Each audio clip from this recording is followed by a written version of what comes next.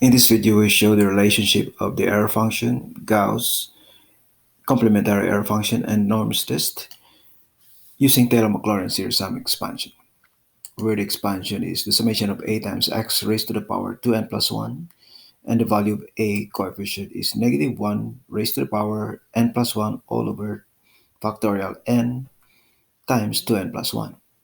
And the value of n starts from 0 to infinity. In this case, we can go as far as 16. And the coefficient will be array formula negative 1 raised to the power the quantity n plus 1 all over. There are two parts, n factorial n and 2n plus 1. So first part, factorial n, and the second part, quantity 2 times n plus 1.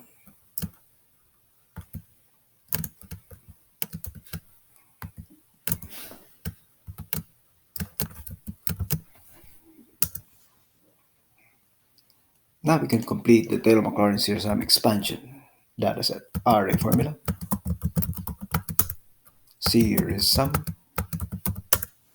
of the x values raised to the power 2n plus 1, where 2n plus 1 starts from 1 because at n equals 0, this is 1, followed by 2 times 1 plus 1, 3, 2 times 2 plus 1, 5, so 1, 3, 5, 7, 9, the interval is 2. And the coefficient will be this range. And we'll chart this. Insert chart. Use row 1 as header, and we'll use scatter chart. And customize the series will have a trend line, polynomial to the 6th degree, and use the equation as label. And the vertical axis, we'll format it. We show the axis line, then default, and the number format will be none. And the legend position at the bottom. So here's our trend line. Polynomial to the 6th degree. Now we continue with the error function, which is equal to array formula, ERF of the x values. That's for the error function. The Gauss function, array formula, Gauss of the x values.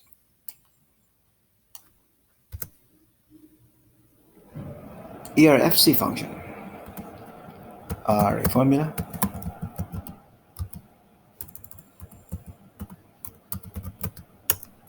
ERFC of the x values. And the NORMSDIST, array formula, NORMSDIST of the x values. Now we'll show the trendline equation. Edit chart, series, trendline, polynomial to the 6th degree, and you use the equation as label. So here you have the lines. This will be our guide.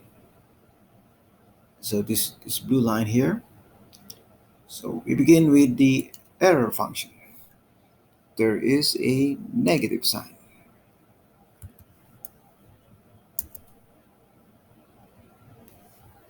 Now we're getting closer.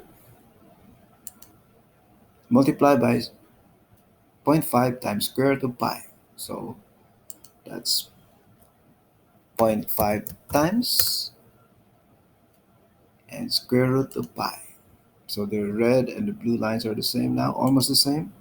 So times square root of pi.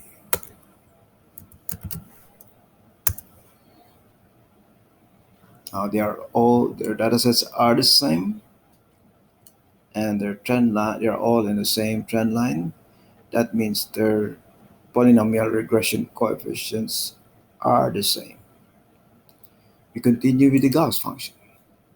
There is a negative sign.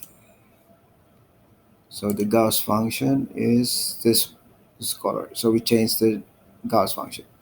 Minus sign. So that's the Gauss function.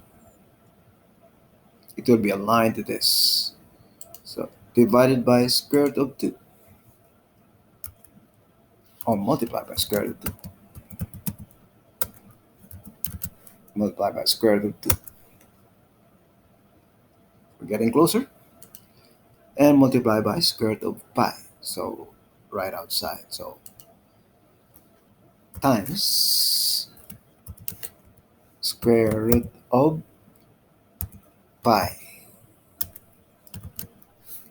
And this will be 1 because it's only 1. Now all three of them are in the same trend line. We're down to 2. The error function, the complementary error function, and the NORMSDIST. So we continue with the error function, complementary error function. That is error function, there's a minus 1. So error function minus 1. Okay, getting closer. Right outside error function, there's 0.5 times square root of pi. So right outside. So 0.5 times, let's start with 0.5 first. 0.5. Now we multiply square root of pi. So times square root of pi.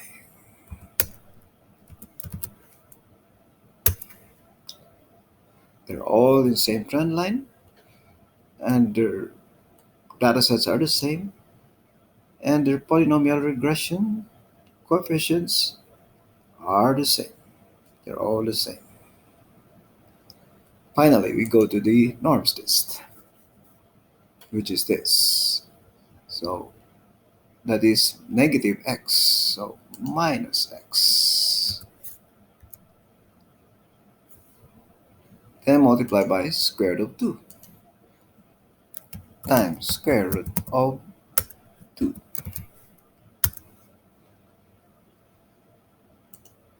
Then add minus 0.5.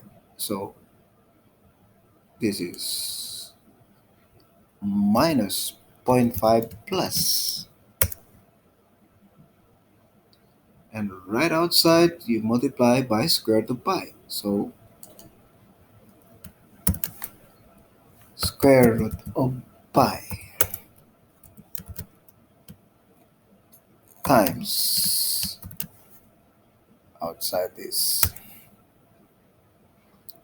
Now their values are all the same, and they're all in the same trend line, and their polynomials are also the same. This completes the use of array formula, Taylor Maclaurin series sum, to show the relationship of error function, Gauss function, complementary error function, and the NORMSDIST, or normal distribution function.